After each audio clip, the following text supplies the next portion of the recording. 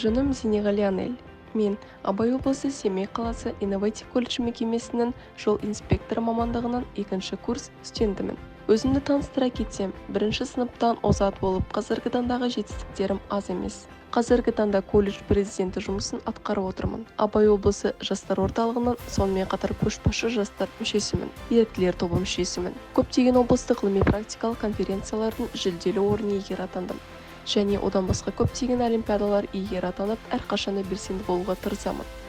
Жол қозғалысын ұйымдастыру мамандығы тек бағдарша мен жол белгілерін орнату ғана емес. Кешенді жүйені басқару, заманауи технологияларды енгізу, интеллектуалды көлік жүйелерін дамыту. Бүгінгі таңда көлік саны қарқынды өсіп, жол қозғалысы күннен күнге күрделеніп келеді.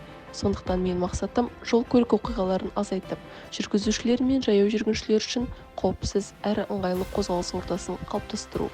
Бұл мамандықты таңдаған себебім еліміздегі жол қозғалысын қауіпсіз, жүйелі әрі тиімді ұйымдастыруға үлес қосу. Болашақта мен не істеймін?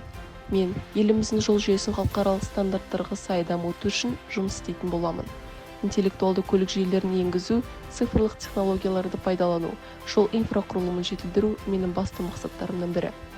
Білікті маман ретінде мен Қазақстанда жол инфрақұрылымын жетілдіруге өз үлесімді қосамын. 2025 жыл жұмысшылар жылы деп дәріптелуде. Мен осы мақсатта еңбек етуге ант етемін.